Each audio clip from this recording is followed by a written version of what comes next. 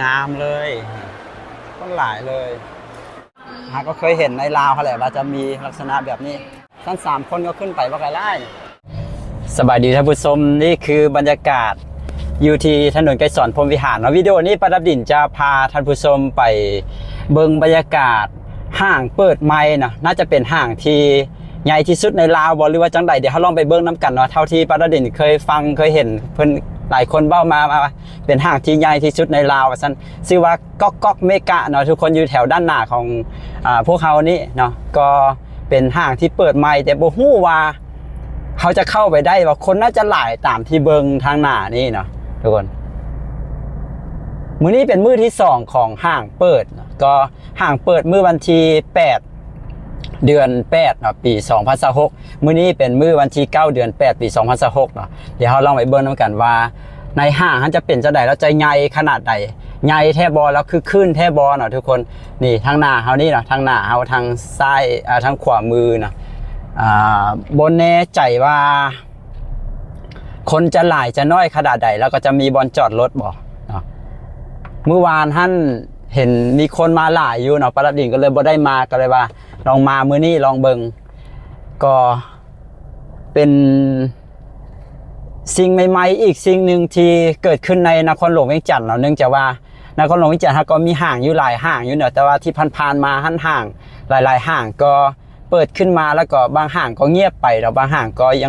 ยังอยู่ไปได้เนาะภาคสันก็ถือว่าเป็นห้างที่ใหญ่ที่สุดในลาวแล้วเนาะแต่ว่าพอมาห้างก๊อกเมกะนี่หลายคนก็ว่าใหญ่ที่สุดใน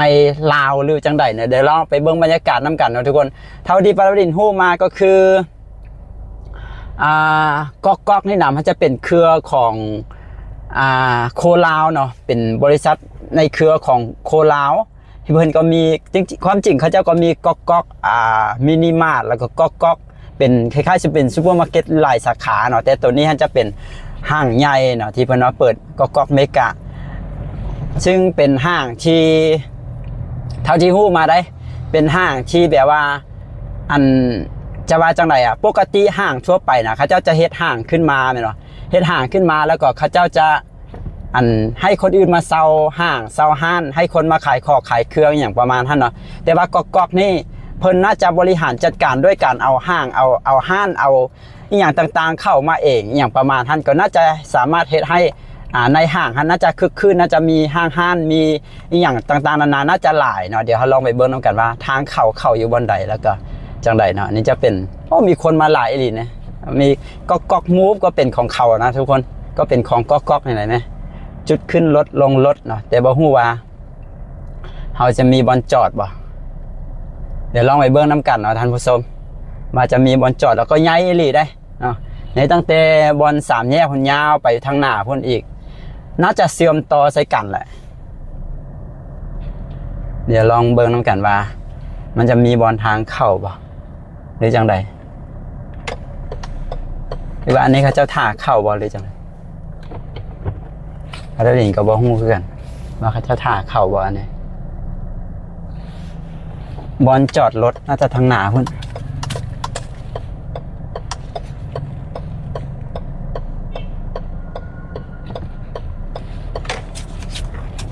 อันนี้เพิ่นมาจอดอย่างซั่นบ่ได้ติดกันเนาะอันนี้ก็ก๊อกเมกะติดกันอยู่แต่วันนี้โอ้ใหญ่อีหลีนะท่านผู้ชมใหญ่อีหลีนี่ทางเข้าเนาะไปทางพุ่นอันนี้เพิ่นจะให้เฉพาะบ่ได้เต็มมาเลยจังไดเข้าบ่ได้แล้วทุกคนเต็มแล้วจะไปจอดอยู่ไสล่ะไปหาบนจอดกันเด้อน่าได้ไปจอดตามทางแล้วก็ยางมาเนาะทุกคนเนี่ยเขาเจ้าก็ไปจอดตามทางแล้วก็ยางมาโอ้บ่มีบนจอดจนว่าเต็มไปหาบนจอดก่อนถ้าจะจอดด้วยใส่ได้นี่แถวนี้หน้าโรงเรียนเนาะก็เต็มหมดเลยอันนี้ก็บ่มีบนจอดน่าจะได้ไปจอดอยู่พุ่นแล้วยางมาแหละหรือจังไดบ่แถวหอมนี่ก็รถจอดเต็มหมดเลยแต่แถวนี้ขีดแดงได้นี่เพิ่นบ่ให้จอดได้นี่บอนจอดรถเต็มเลยนะทุกคนก็เลยว่าได้ไปจอดอยู่พุ่น แล้วก็ยางมาเนาะรู้ไหมฝั่งพุ่นก็รถจอดเต็มเลยฝั่งนี้ก็รถจอดเต็มแล้วแถวในหอมก็รถจอดหลายเนาะเนื่องจากว่า คนน่าจะมาหลายท่านแหละเนาะเดี๋ยวลองไปเบิ้งกันทุกคนบรรยากาศอยู่ด้านในท่านจะเป็นจะไหนจะคึกคืนขนาดไหนแล้วก็จะใหญ่โตแล้วก็จะสวยงามขนาดไหนเนาะทุกคนแล้วก็เดี๋ยวพอดนๆไปแล้วเขาก็จะมาติดตามเบิ้งเนาะว่ายังมีคนมาหลายตลอดอยู่บ่ฮะนะเพราะว่าบางครั้งบางห้างก็คือแบบคนจะหลายจะทำอิฐเนาะ เดี๋ยวลองไปเบิ้งนำกันทุกคนคนมาหลายอีหลีบรรยากาศแถวด้านหน้าห้างนะคือคืนอีหลีคนก็น่าจะหลายแล้วมันจะถึงว่าบอนจอดรถก็ยังมาเต็มนะคนก็ต้องหลายนะบอนจอดรถเขาเจ้าก็น่าจะเฮ็ดกว้างใหญ่อยู่ได้ด้านในนะขณะนั้นก็ยังมาเต็มนี่เรากำลังยางเข้ามาจะฮอดละห้างใหญ่อีหลีเลยเบิ่งจากภายนอกนะยาวใหญ่บ่ฮู้ว่าข้างในมันสิเป็นจังได๋แล้วนี่บอนจอดรถบอนจอดรถเต็มอีหลีแล้วทางหลังน่าจะเป็นมีตึกจอดรถนำทางหลังนะแต่ว่าก็น่าจะเต็มบ่จังได๋นี่ยางมาก็ระวังตำเสาไฟด้วยนะทุกคนเดี๋ยวลองไปเบิ่งข้างในกันนะทุกคนว่าจะเป็นจังได๋รถแท็กซี่ก็คนมาหลายเลยนะแท็กซี่ผู้ใดก็อยากเข้าไปในนี่แต่เข้าบ่ได้บอนจอดรถบี้บรรยากาศ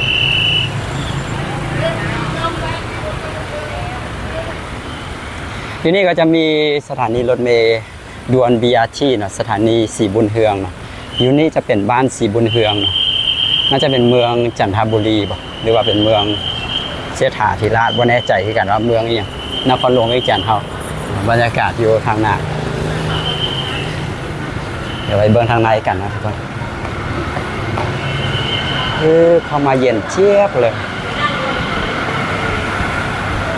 เย็นเจี๊ยบเลยเข้ามาวันนี้มีคอฟฟี่คัพ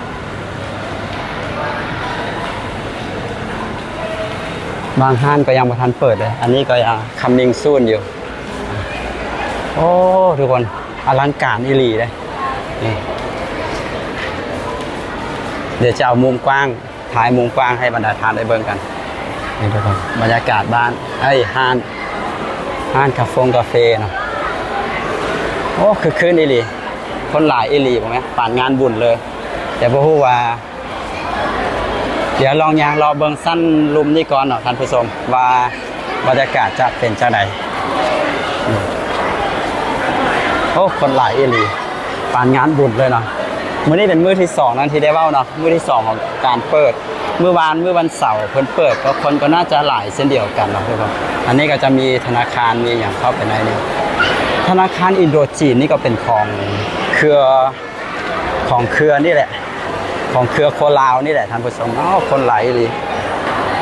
คนหลายอีหลีห้างแต่ละห้างก็ได้ขายเครื่องดีเนาะมื้อนี้แน่นอนว่าคนมาหลายก็เครื่องก็ต้องได้ขายดีเนาะเอายางส่วนเพิ่นได้นี่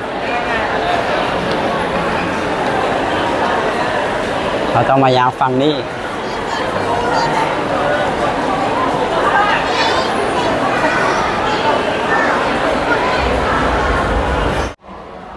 คนหลายอีหลีท่านผู้ชมก็ทางรูมนี้น่าจะเป็นโซนห้านอาหารทั้งหมดเลยเนาะทางรูมนี้มีห้านอาหารแล้วก็มีจุดโซลูมนำเป็นห้านอาหารทั้งหมดเลยเนี่ยห้านอาหารห้านน้ำ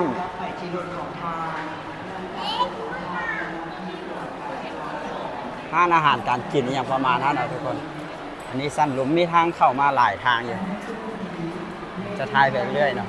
บรรยากาศอันนี้ก็มีอีกทางเข้ามาอีกทางหนึ่งจุดนี้จะเป็นจุดที่ประเทศอะไรมันให้คนมานั่งชมวิวอ่ะวันนี้แต่ว่าคนหลายอีหลีได้ผมนะอันนี้ทางเข้ามาอีกทางหนึ่งหน่อยท่านผู้ชมคนหลายอีหลี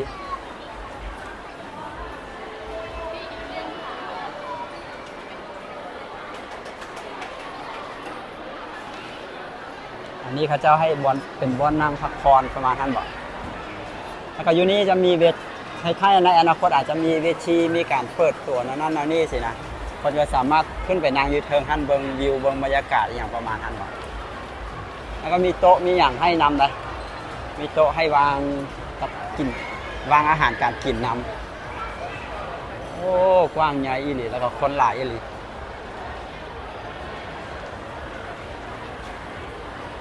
มีผู้สาวมาหลายเดี๋ยวยางเบิงโซนนี้หน่อยหนึ่งนะเดี๋ยวจะเลาะเบิงทางลุมก่อนแล้วเดี๋ยวจะยางขึ้นไปทางเทิงเลยคนหลายอีหลีคนหลายอีหลีขึ้นไปทางเทิง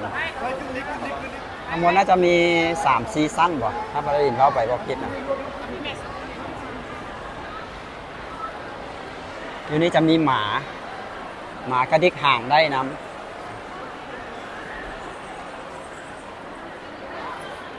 อันนี้จะเป็นแบรนด์ต่างๆที่มีห้างอยู่ในนี่เนาะทุกคน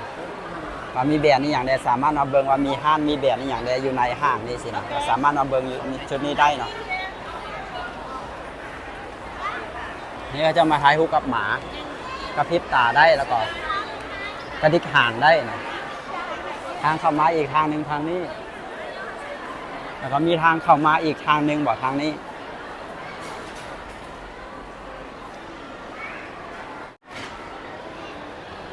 โซนนี้ก็เป็นโซนคล้ายๆเป็นฟู้ดคอร์ทนะทุกคนโซนนี้นะมีทางเข้ามาทางนี้อีกทางนึงเนาะแล้วก็เป็นโซนคล้ายๆฟู้ดคอร์ท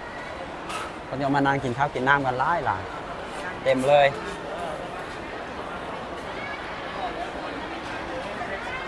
ก็ใหญ่อีหลีได้ใหญ่อีหลีนี่แหละเบิ้ง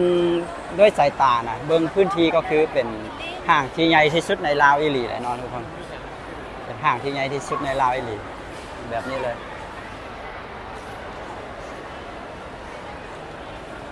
เดี๋ยวจะลองขึ้นไปชั้น2ด้วยเนาะจะลองขึ้นไปชั้น2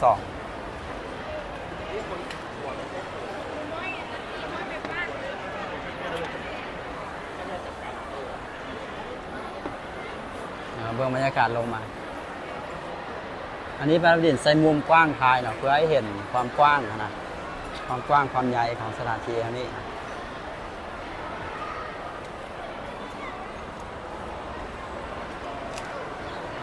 ขึ้นมาชั้น2อันนี้จะเป็นชั้น2เป็นบอลเขาเจ้านางชมวิวสามารถยางขึ้นมาชั้น2ได้เนาะจุดที่นางชมวิวนี่เป็นขั้นใดขึ้นมานะ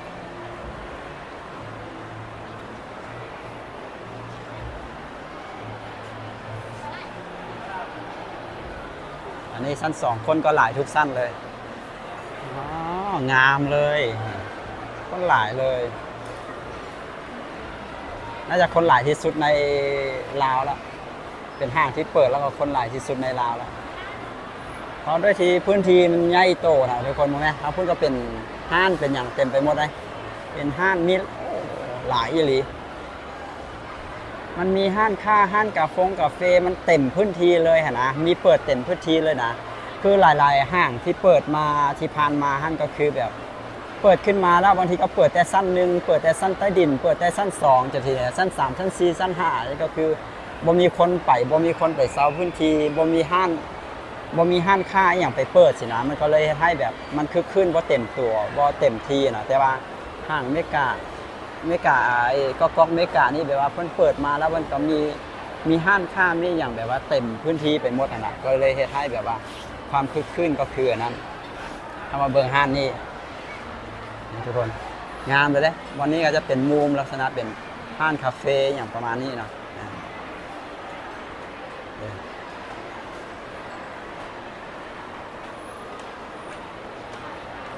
งามเลยทุกคนมีห้างค้าอย่างเต็มไปหมดเลย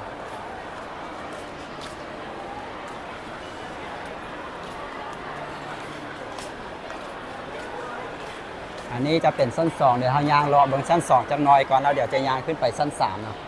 ชั้น3คนก็ขึ้นไปว่าไกลไล่ขึ้นบันไดเลื่อนขึ้นไปก็น่าจะมีทั้งลิฟต์ทั้งบันไดเลื่อนเนาะเดี๋ยวย่างรอเบื้องชั้น2ก็ได้บรรยากาศเป็นอะไรนะ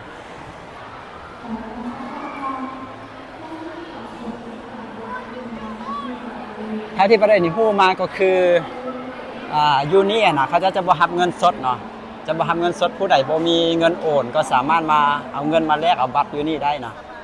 เอาเงินมาแลกเอาบัตรยูนี่ได้เพื่อเอาไปจ่ายสินค้าต่างๆอยู่ในห้างนี้นะเพราะว่ายูนี่เพิ่นจะบ่รับเงินสดแต่เท่ากับว่าเฮามีอย่างก็แอปของธนาคารต่างๆก็สามารถใช้จ่ายได้เลยเนาะทุกคนเพิ่นก็บ่ได้ว่าจะต้องแบบเจาะจงว่าต้องเป็นธนาคารอินโดจีนเท่านั้นนะธนาคารใดก็จ่ายได้แต่ว่าบางคนอาจจะบ่มีแอปธนาคารเลยสินะก็สามารถเอาเงินมาแลกเอาบัตรอยู่นี่แล้วก็ไปจ่ายค่าเครื่องได้อันนี้น่าจะขายน่าจะบ่แม่นให้นั่งนะมาวันนี้รู้สึกว่าเงียบลงน้อยหนึ่งแถวนี้จะเป็นโซนนี้จะเป็นโซนที่น่าจะขายอย่างก็เขาจะเอานั่งเลยเนี่ย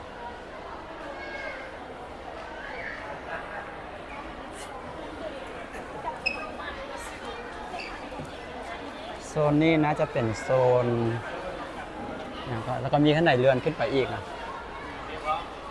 อ๋อเป็นห้างเป็นโซนขายเครื่องอีกเพิ่นอย่างก็ชื่อว่าจอนเนาะโจอาว่ะจอนเป็นโซนขายเครื่องไส้อิเล็กทรอนิกส์อย่างต่างๆทุกคนเราเครื่องเขียนเครื่องไส้ไฟฟ้าอย่างต่างๆเราจะขายอยู่ไหนนี่ก็เป็นลักษณะเป็นอันนั้นเลยก็สามารถเข้าไปเลือกแล้วก็มาจ่ายเงินอยู่จุดนี้แต่ว่าเราจะไม่ได้เข้าไปนะทุกคนเขาจะขึ้นไปชั้น2ลองเบิ้งชั้น3ลองเบิ้งก่อนนะอันนี้จะเป็นชั้น2เป็นชั้น2แต่ว่าเขาจะไปขึ้นอยู่ข้างในเรือนอีกอันนึงเดี๋ยวเขาจะขึ้นไปชั้นที่3นะเราจะถ่ายรูปอยู่เวลาเขายางเลาะไปสิเพิ่นก็มีจุดให้นั่งเป็นจุดลักษณะแบบนี้เลยป้าเล่นก็บ่เคยไปเกาหลีจักเทื่อเนาะแต่ว่าหลายคนบอกว่าสไตล์ห้างก็คือเป็นสไตล์แบบคล้ายๆกับอยู่เกาหลีว่าซั่นเพราะว่าอันนี้จะเป็นแบรนด์ของคนเกาหลีเนาะเจ้าของมันจะเป็นคนเกาหลีอะไรเป็นโคลาวหลายคนก็น่าจะรู้จักกันดีนะเข้าไปในนี้ก็จะเป็นห้างอาหารนะเป็นห้างอาหารมีห้างอาหารหลายห้างเลยเข้าไปในนี้แต่ว่าเขาอาจจะไม่ได้เลาะทัวร์เนาะเดี๋ยวเขาจะขึ้นไปชั้น3เนาะ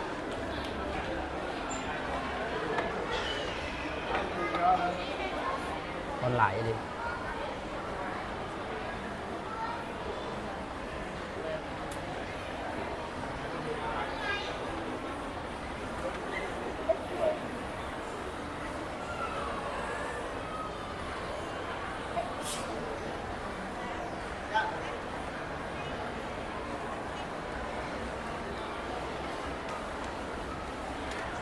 การตกแต่งก็อาจจะบ่ถึงเขาว่าแบบว่าหรูหราอย่างเช่นที่ว่าเบิ่งแล้วมันโล่งแล้วก็สบายตาแล้วก็เบิ่งมีความมันนั้นอยู่ได้มีความก็ยังไงก็มีความหรูมีความแพงอยู่แต่ว่าบ่ได้หรูหราแบบแนวอันนั้นนะแต่ก็ถือว่าเป็นห้างที่แบบจะว่าจังไดอ่ะเป็นห้างที่หลายๆคนมาน่าจะต้องมักเลยแหละทุกคนนึกว่าพื้นที่การบริหารจัดการตามที่เบิ้งด้วยสายตาแล้วก็ตามที่เบิ้งด้วยแบบนี้ก็ถือว่าแบบงามเลยฮะนะอันนี้มีขายแว่นตาส่วนนี้น่าจะขายเครื่องสำอางบอกจุดนี้เดี๋ยวยางเลาะไปโซนนี้ก่อนเด้อแล้วเดี๋ยวจึงไปอีกโซนหนึ่ง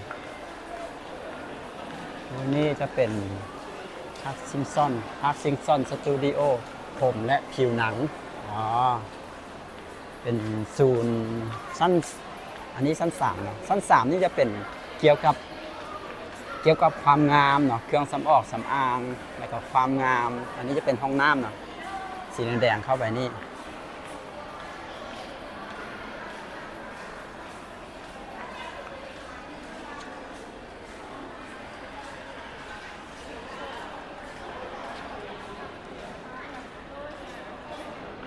พระเจ้าเฮ็ดมีความซึกแซกเลยอันนี้ก็ซึกแซกลงไปแล้วก็เป็นห้างอาหารเลยมีความซึกแซกแบบนี้แปลกดีพอยางมาวันนี้ก็จะลงไปน้อยหนึ่งการยางลงไปเล็กน้อยนะ ชั้น3คือกันแหละแต่ว่าต้องยางลงไปน้อยหนึ่ง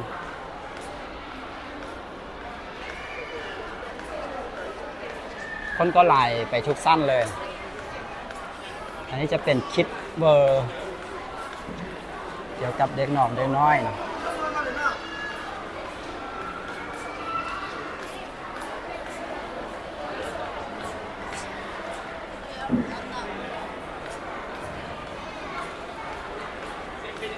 เป็นโซนเด็กน้อยนะแถวนี้นะโซนเด็กน้อยเล่นเด็กน้อยเต็มเลยส่วนสนุกนะก็เป็นส่วนสนุกแล้วแถวนี้เขาจะเป็นโต๊ะเป็นอย่างให้พ่อแม่นั่งท่านะก็จะเป็นบอลเด็กน้อยเล่นขึ้นไปทางเทิงนั้นจะเป็นสั้นซีเนาะเดี๋ยวเขายังรอสั้น3นี่ยังบ่หมดเดี๋ยวไปอีกโซนหนึ่งกันเดี๋ยวจะพายางเลาะเบิ่งอีกโซนหนึ่งของสั้น3เนาะอีกโซนหนึ่งของสั้น3อยู่ในนี่แม่นอย่างไรพระเจ้าคือหุ้มกันหลายอยู่อย่างก็สติลล่าป่ะศิลปะภาพเคลื่อนไหวอยู่ในนี่ทุกคนเบิ่งห้านอาหารเขาเจ้าเฮ็ดงามแล้วก็เฮ็ดแปลกมูห้านอาหารเขาเจ้าจะมีสูงมีต่ำเนาะศิลปะภาพเคลื่อนไหวอยู่นี่ต้องได้ซื้อปีเข้าไปเนาะซื้อปีแล้วก็เข้าไปเบิ่งแต่คนหลายได้คนต่อคิวกันซื้อปีน่าจะเป็นประมาณว่าอย่างก็เป็นสตูดิโอเป็นภาพ3มิติสินะเขาเข้าไปแล้วก็จะมีแบบอย่างเช่นมีงูมาซกเฮาแบบนี้ มีงูมาตอดเฮาจากเสียเนาะทุกคนเฮาก็จะตื่นประมาณท่านภาพเขาไปนั่งอยู่ในหันประมาณเท่าไหร่เล่าไปว่าฟิล์มเมื่อกี้นี้อันนี้บรรยากาศสั้น3เนาะทุกคนนี่ขึ้นไปสั้น4คนก็ขึ้นไปว่ากันได้เดี๋ยวลองเบิ้งสั้น3นี่ก่อนนะเป็นเท่าไหร่เบิ้งสั้น3ให้ทัวร์กันโซนนี้ก็จะเป็นโซนขายเสื้อผ้าเนาะทุกคนโซนขายเสื้อผ้าอยู่สั้น3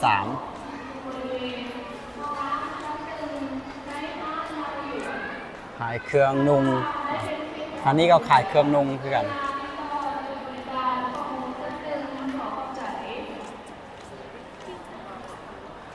ขอประชาสัมพันธ์หากลูกค้าท่านใดได้ซื้อสิ่งของส่วนราคาจะถูกจะแพงนั่นก็มาเลาะเบิ้งกันเองเนาะทุกคนแต่ว่าอันนี้ประดิษฐ์มายางเลาะเบิ้งคร่าวๆกันโซนนี้จะเป็นคนขายกระเป๋าแล้วก็เกิบนะก็มีอยู่นี่ยูลาเลยได้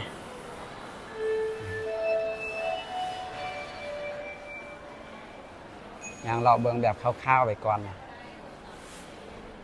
มีเกิบมีเกิบของไนกองไนกี้อย่างก็มีนะทุกคนทันทีประดิษฐ์ได้เว้าไปแล้วว่าห้างก๊อกนี่นะเพิ่นเปิดขึ้นมามันก็แบบมันมีห้างค้ามีเครื่องขายเต็มห้างเลยนะทันทีได้เว้ามาว่าห้างของเพิ่นท่านจะลงทุนเองนะจะลงทุนเองจะเปิดห้างเองจะเอาเครื่องมาขายเองนะก็เลยเฮ็ดให้มีเครื่องขายเต็มพื้นที่ไปหมดเลยเนาะก็คนที่มาเลาะมาเที่ยวก็มีแนวเบิงแล้วก็มีแนวมาซื้อมาอันนั้นกันนะ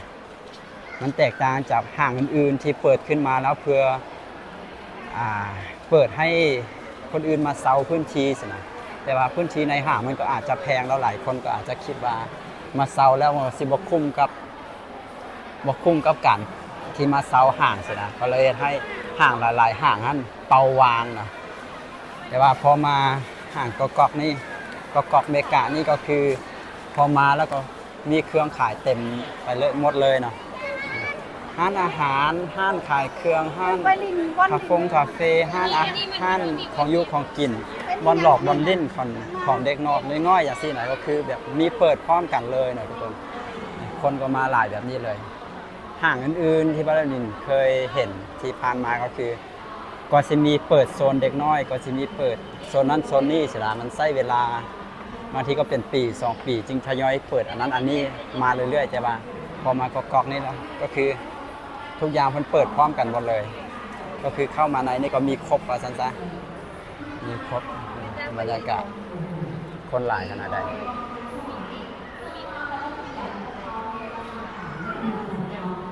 อันนี้เป็นสั้นซีเนาะกำลังขึ้นมาสั้นซีนั่นเป็นสั้นสุดท้ายนะทุกคนเป็นสั้นสุดท้าย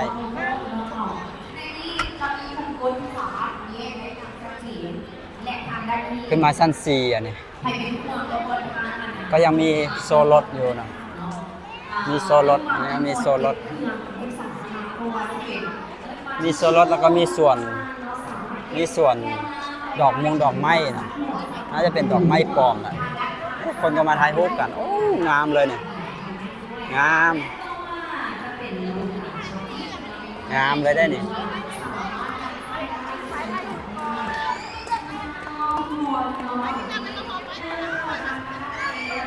งามเลยนี่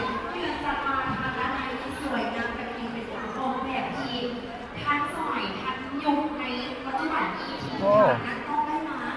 ดอกไม้แท้ดอกไม้ปลอมนั่นเป็นดอกไม้ปลอมนะทุกคนแต่ว่าเพิ่นจัดงามได้บ่แม่คนก็มาถ่ายรูปกันแน่นอนคนก็ต้องมาถ่ายรูปกันคนต้องมักกันแบบนี้เดี๋ยวขอยางเข้าไปในนี่นะงามอีหลี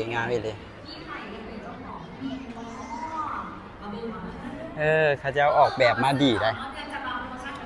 จุดนี้เอามาไว้สั้นซีคือสั้นสุดท้ายนะเพื่อให้คนยางขึ้นมาจะสังเกตหรือเบิ่งห้างหลายๆห้างนะอยู่ในลาวเขานี่นะคนจะบ่ค่อยมักขึ้นไปสั้น2สั้น3สั้น4สั้น5คนบ่ค่อยมักขึ้นไปคนก็จะอยู่แต่สั้นใต้ดินกับสั้น1คือภาคสันนะคนก็จะคือขึ้นอยู่แต่สั้นใต้ดินกับสั้น1นะแต่พอมาห้างนี้แล้วเพิ่นเฮ็ด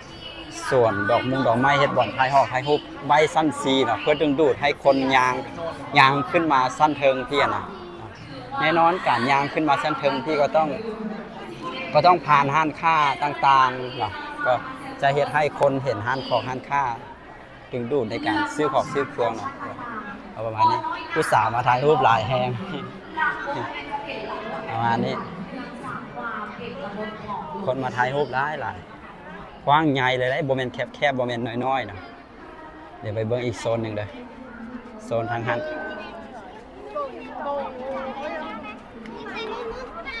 คนหลายอีหลี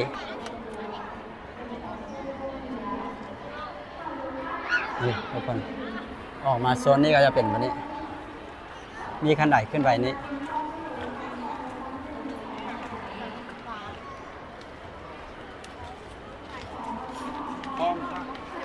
ประมาณนี้แหละทุกคนสั้นซียังมาหมดเดี๋ยวจะยางเลาะไปทางพุ่นน้องเบิร์นมาเป็นอะไรบรรยากาศทางพุ่นนะ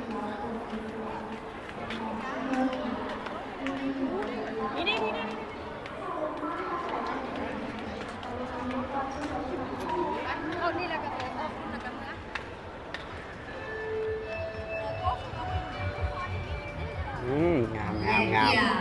งด้านนี้เนาะเจ้าเกียร์เซลทัสของพวกเขาถือได้มาเป็นอีกหนึ่งรุ่นสำหรับ SUV เนาะที่บีเองอยากนำเสนอเดี๋ยวลองยางไปเบิ้งทางโซนทางหันเนาะทุกคนว่าเป็นเท่าไหร่เนื่องจากว่าอยู่ในของเกียร์เซลทัสของพวกเขานี่บอกว่าจะเป็นโคเรียนโมเมนโคลาวตัวเพียใช่ปะเพราะว่านี่เนาะนั่นก็คืออยากมานำเสนอเลยเนาะเจ้าสำหรับวันนี้มันด้านไหนก็จับทางด้านหน้านี่ก็เป็นบอลเด็กน้อยลิ้นคือกันนะเด็กน้อยผู้ใหญ่ก็เข้าไปนั่งลิ้นน้ำกันอยู่ในนี้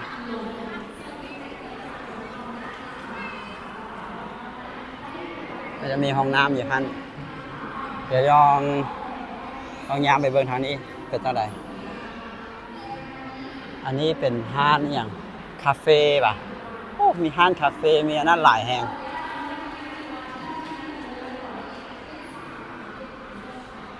ไปทางนี้บ่มีอย่างแล้ววะลงแล้ววะหรือจังไดน่าจะลงแล้วนะทุกคนก็จะประมาณนี้ได้ท่านผู้ชมทั้งหมดนี้ก็คือบรรยากาศอยู่ที่ห้างก๊อกเมกะเนาะที่เพิ่นเปิดเป็นมื้อที่2มื้อนี้เนาะมื้อที่ประเด็นท้ายวิดีโอก็คนหลายอีหลีคนแน่นทุกชั้นเลยเนาะทุกคนแล้วก็การบริหารจัดการก็ถือว่ายอดเยี่ยมอีหลีเนาะกระดิ่งก็ ก็เคยเห็นเป็นข้างทวิตแหละห้างในลาวที่มีความยิ่งใหญ่ขนาดนี้แล้วก็คนก็มาหลายขนาดนี้นะก็ต้องลองติดตามเบิ้งน้ำกันไปเรื่อยๆนะทุกคนว่าคนจะมาหลายแบบนี้ไปตลอดบ่หรือว่าจะเฉพาะช่วงที่เปิดใหม่เนาะต้องลองเบิ้งว่าเพิ่นจะสามารถบริหารจัดการให้มีความน่าสนใจน่าดึงดูดให้คนมาเที่ยวได้ตลอดไปหรือบอเนาะหรือว่าจะคล้ายๆกับหลายๆห้างที่เปิดขึ้นมาแล้วก็เงียบไป ก็ต้องติดตามเบิ่งนำกันนะทุกคนแต่ว่าการบริหารจัดการแล้วก็วิธีการดึงดูดของคนเพื่อให้เข้ามาในห้างนี้ก็ถือว่าแบบยอดเยี่ยมอีหลีเด้ปนับดินก็เคยเห็นในลาวเขาแหละว่าจะมีลักษณะแบบนี้นี่ทุกคนทางเชิงนี้ก็คือบางทีได้เว้าไปมาเพิ่นเฮ็ดให้คนเฮ็ดดึงดูดให้คนขึ้นมาเทิงพี่นะประมาณนี้เดี๋ยวจบวิดีโอนี้ไว้แต่เพียงเท่านี้ขอขอบใจทุกคนที่เข้ามาเบิ่งเนาะเดี๋ยวไว้เขาจะอัปเดตให้ท่านผู้ชมได้เบิ่งกันอีกต่อไปเนาะทั้งหมดนี้ก็คือบรรยากาศอยู่ที่เกาะเมกะสบายดี